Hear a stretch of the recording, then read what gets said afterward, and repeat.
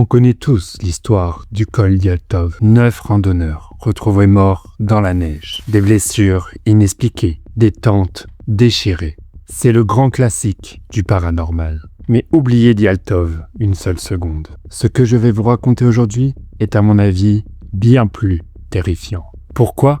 Eh bien, parce que dans l'affaire du col d'Yaltov, personne n'a vu ce qu'il s'est passé. C'est un mystère. Mais ici, dans les montagnes du Kamar Daban, il y avait un témoin. Une jeune femme, Valentina, a vu ses 6 amis mourir l'un après l'autre. Elle les a vus devenir fous. Elle a vu leurs yeux, leur bouche saigner, sans aucune raison apparente. Et tout ça en l'espace de quelques minutes. Aujourd'hui, on part dans un enfer glacial. Bienvenue dans le Yaltov du Sud.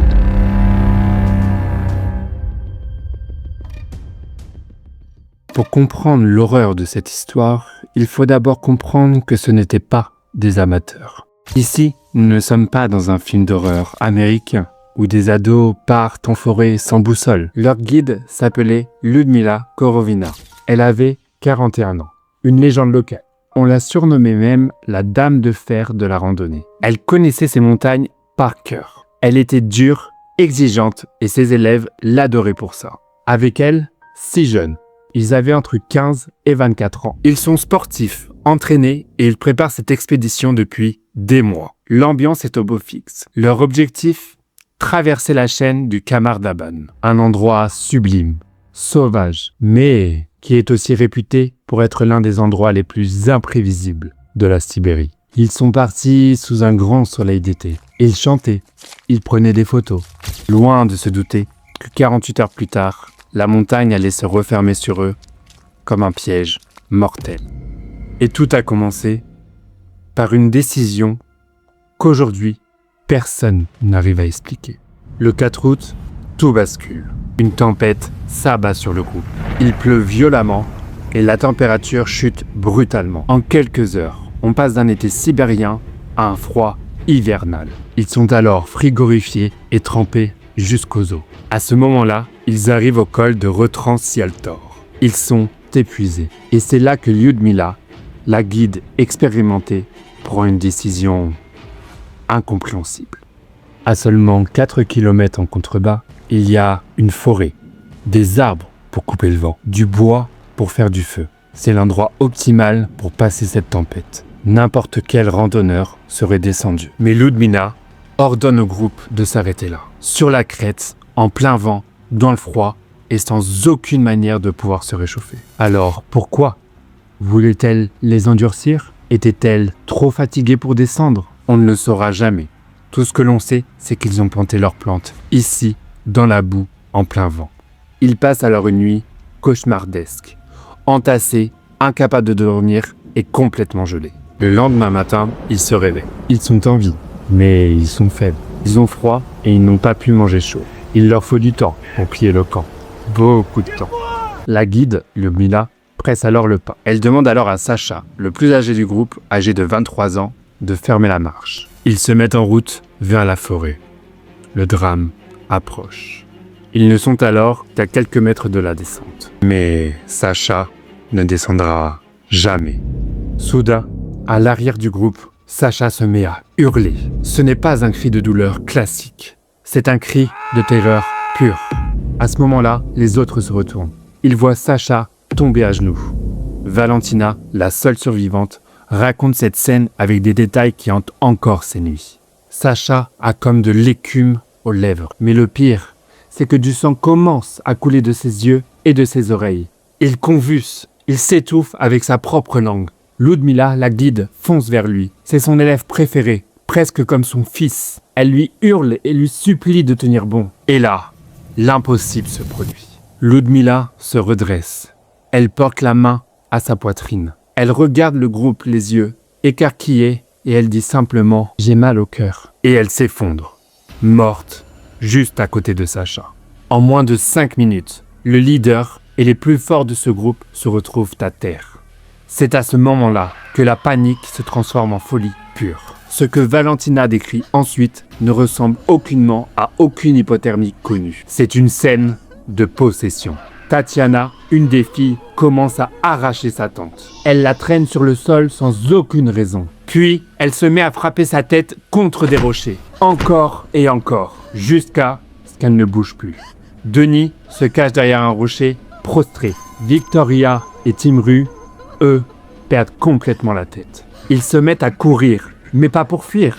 Ils courent en rond. Ils déchirent leurs vêtements, alors qu'il fait moins 10 degrés. Ils se griffent la gorge, comme si quelque chose les brûlait de l'intérieur. Valentina essaye alors de les retenir, mais ils la repoussent, ils la mordent.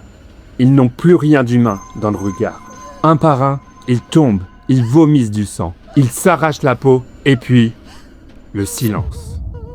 Imaginez Valentina. Elle a 17 ans.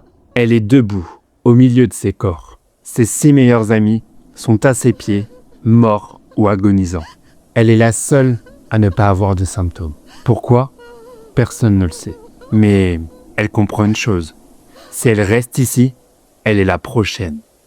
Elle fait alors la chose la plus difficile de sa vie. Elle prend le pouls de ses amis afin de s'assurer qu'ils soient bien morts. Rien. Elle prend alors son sac, un peu de nourriture, et elle court. Elle court vers la forêt, laissant derrière elle ses corps sur la crête. Elle passera la nuit seule, roulée en boule, sous un arbre, terrifiée à l'idée que la chose qui a tué ses amis vienne la chercher. Le lendemain matin, elle remontera, juste pour être sûre. Elle verra alors que personne n'a bougé. Sacha et Ludmila sont toujours là, figés par le jet. C'est à ce moment-là que son cerveau se déconnecte et qu'elle coupe les ponts avec la réalité. Elle entame la marche vers la survie.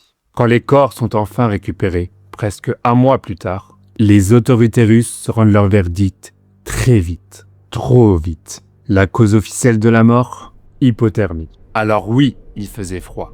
Oui, ils étaient mouillés. Mais posez-vous la question, est-ce que l'hypothermie vous fait saigner des oreilles ? Est-ce qu'elle vous fait mousser de la bouche ?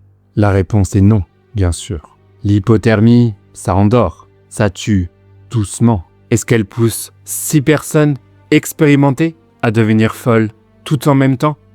Ça ne ressemble en aucun cas à un film de possession. L'autopsie révèle des détails encore plus troublants. Leur corps était couvert d'échymoses, comme s'ils s'étaient battus, ou comme s'ils s'étaient frappés eux-mêmes dans leur délire. Mais le plus étrange, c'est que certains organes manquaient sur les corps. L'explication officielle ? Mangés par des animaux. Mais Valentina a déclaré que même les animaux fuyaient cette zone. Alors, qu'est-ce qui a vraiment tué le groupe de Ludmila ?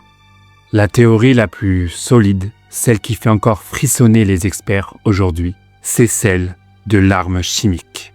Il faut savoir que cette zone de Sibérie a longtemps servi de zone de test pour l'armée soviétique. On est loin de tout, personne ne regarde. L'hypothèse est donc terrifiante. Le groupe se serait retrouvé au mauvais endroit, au mauvais moment. La pluie et la tempête auraient plaqué au sol un nuage toxique ou fait remonter des substances toxiques enfouies dans la terre. Peut-être un gaz neurotoxique expérimental. Ça expliquerait tout.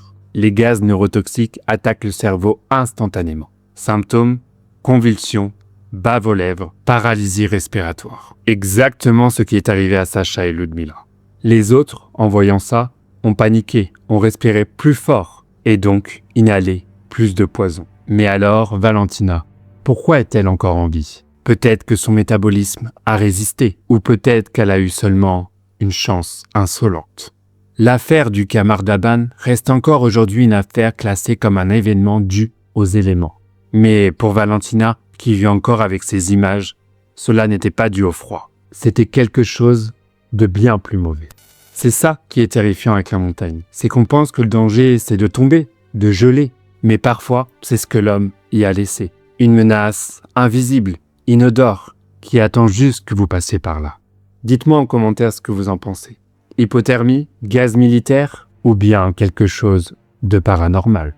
Si cette histoire vous a plu, n'oubliez pas de liker la vidéo, de vous abonner pour d'autres explorations dans les ténèbres.